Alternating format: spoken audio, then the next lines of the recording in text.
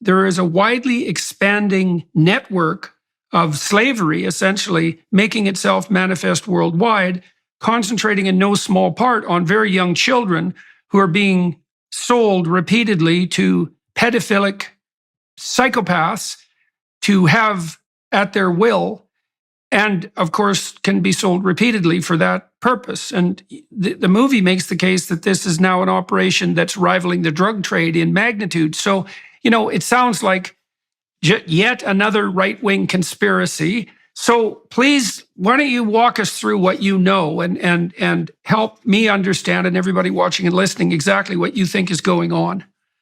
Yeah, thank you so much, Jordan. We're so grateful you take your time to do this with us. So I spent 12 years as a special agent, undercover operator with the Department of Homeland Security.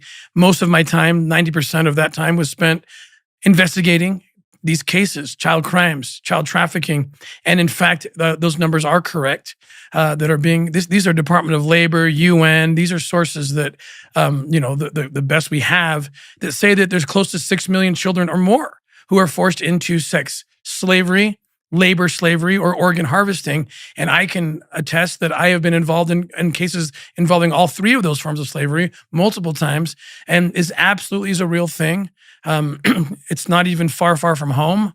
The United States is the #1 consumer year after year of child rape material. And oftentimes we're close to #1 in production.